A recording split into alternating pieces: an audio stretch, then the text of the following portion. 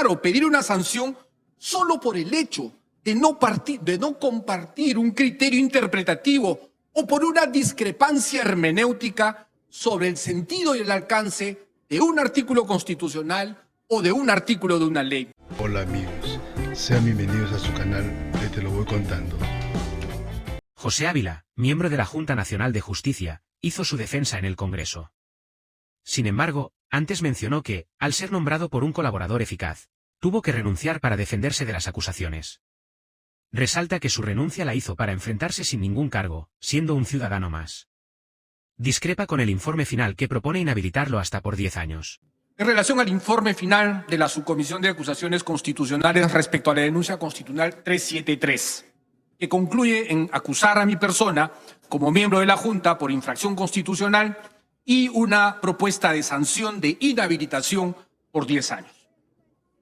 Señor presidente, antes de formular mis agravios de defensa, me permito informar a usted, señor presidente, y a todos los congresistas, que en razón a unas declaraciones del señor Jaime Villanueva en el marco de una investigación que lleva a cabo la Fiscalía y que es de dominio público, he sido aludido de una manera irresponsable sobre un supuesto favorecimiento a la magistrada Patricia Benavides, sobre mi elección como presidente de la Comisión de Alto Nivel Anticorrupción y por promover la inversión privada en el país.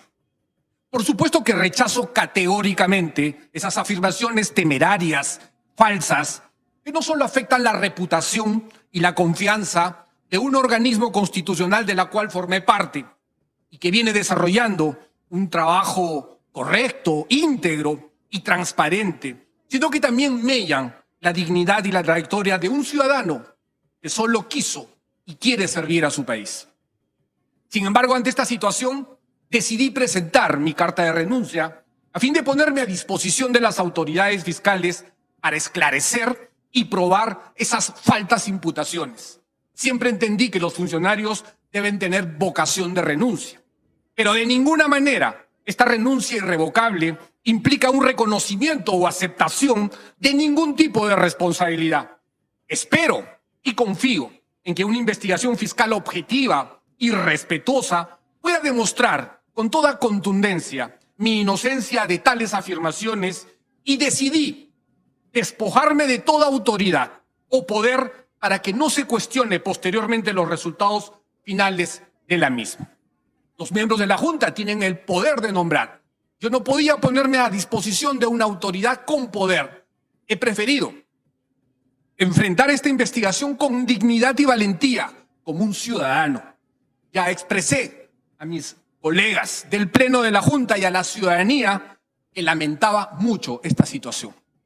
Ahora, señor presidente, expresaré muy brevemente, para no repetir muchos de los argumentos que se han señalado antes de mi intervención, y me referiré solamente a dos aspectos que, como afectado frente a este informe final, quiero llamar la atención de usted y de todos los miembros de esta representación nacional.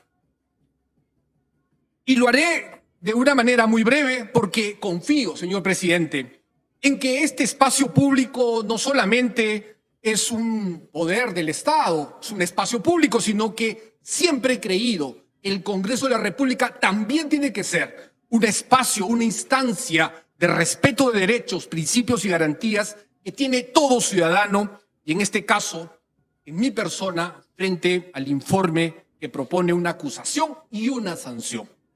En principio, yo reconozco este poder soberano, las responsabilidades y potestades en el ejercicio del control político. Pero, sin embargo, discrepo respetuosamente de su contenido y propuesta que contiene el informe final en base a dos argumentos. El control político, señor presidente, es quizás la expresión más visible e intensa del ejercicio del ius puniendi. El Congreso de la República tiene el ejercicio del ius puniendi frente a derechos fundamentales de las personas. Por ello, su aplicación debe estar rodeada de las mayores garantías y las decisiones que adopte como consecuencia de ello.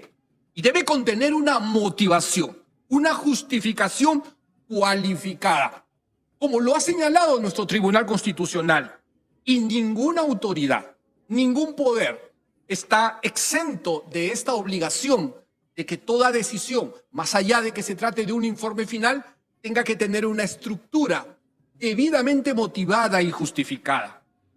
En efecto, señor presidente, y a través suyo, me refiero a todos los congresistas de la República, quiero llamar la atención de lo que ha señalado la sentencia en el expediente 3943, en la que dice que el contenido constitucionalmente garantizado de una decisión que tiene que estar muy bien motivada y justificada, ¿verdad?, exige, me refiero al informe final que ha presentado el congresista, me refiero a la motivación cualificada.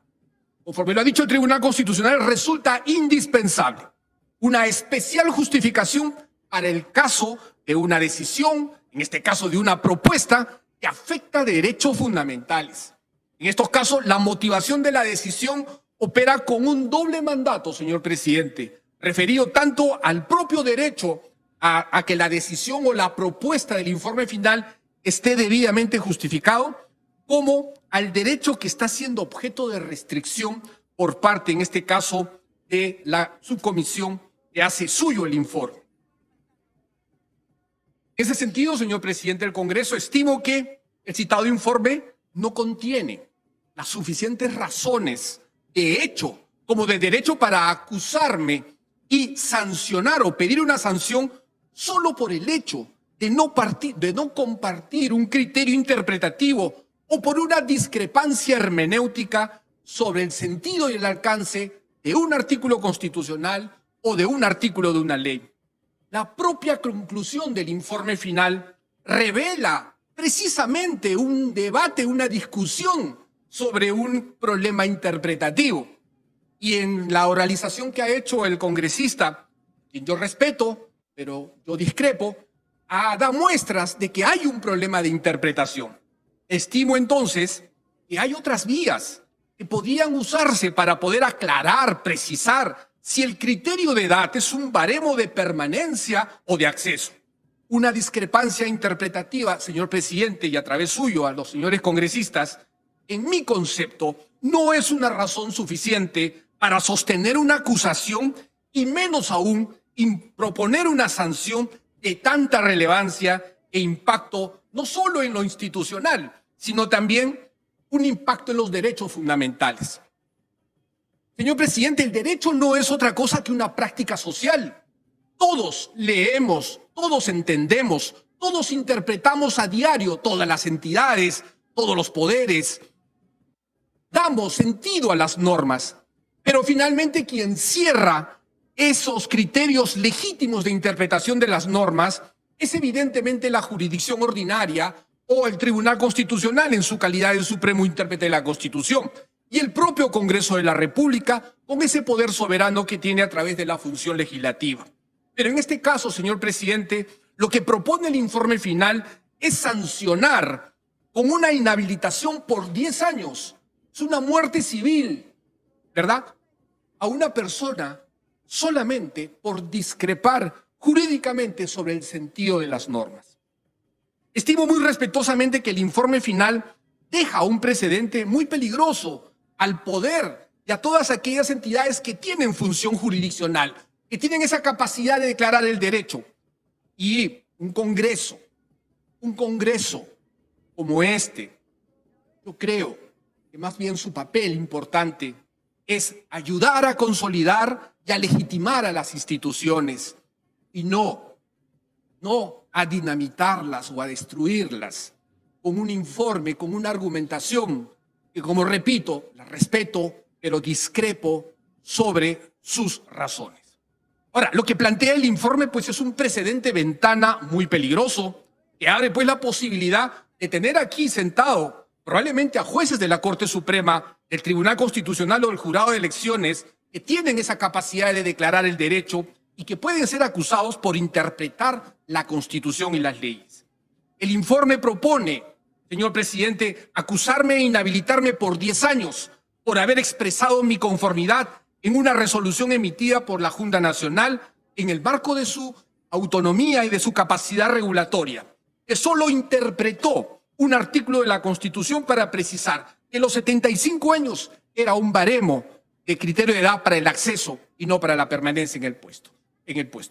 Se trata pues de una resolución que lo que buscaba, señor presidente, es darle seguridad institucional y darle legitimidad de autoridad a un miembro del Pleno, en este caso era la doctora Inés Tello. Pero además es una resolución, como ya se ha mencionado, que data del año 2020. Contrario sentido, señor presidente, si hubiéramos iniciado un procedimiento de vacancia de la magistrada Inés Tello con el argumento de los 75 años, sí hubiéramos vulnerado la Constitución y la ley, porque en ninguna parte de nuestro marco legal se dice que se puede vacar a una integrante de la Junta por el criterio de edad. Si hubiera sido eso un acto arbitrario, hubiera sido un acto abusivo, ilegal, y sí probablemente hubiera justificado que estemos aquí presentes enfrentando una acusación constitucional. En todo caso, señor presidente, en su momento, la Comisión Especial debió hacer una debida diligencia y las consultas legales antes de expedir una resolución de nombramiento. La Junta no nombró a la doctora Tello. Lo que hicimos fue dotarle a través de una resolución de seguridad y de legitimidad de uno de los miembros de este colegiado. Finalmente, señor presidente, en cuanto a la sanción de inhabilitación que se propone, también me permito muy respetuosamente hacer un recordatorio de un precedente que el Tribunal Constitucional ha señalado de todas aquellas autoridades, entidades que tienen potestad punitiva. Estamos hablando de la sanción de inhabilitación, como en el caso del control político. Entonces implica que es obvio suponer fuertes restricciones de derechos fundamentales. En este contexto, y si el ejercicio de la citada potestad fuese asumida como un ámbito en el que no cabe ningún tipo de control, habría que asumir que la Constitución y su cuadro de derechos solo sería tinta y papel, y en consecuencia una sanción de inhabilitación devendría en inválida. El informe final, como ustedes habrán escuchado, señores congresistas, lo digo a través de usted, señor presidente, no hace un examen de proporcionalidad con esos 3 subexámenes que se requiere: un examen de necesidad, un examen de idoneidad, un examen de proporcionalidad en sentido estricto. Nos están imponiendo la sanción de inhabilitación, una sanción de alta entidad, pero no hay un examen de proporcionalidad.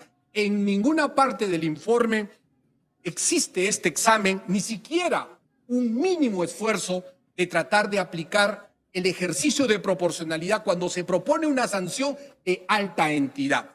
En consecuencia, según la sentencia del Tribunal Constitucional, una sanción de esa naturaleza sin un examen de proporcionalidad evidentemente sería a todas luces inválida.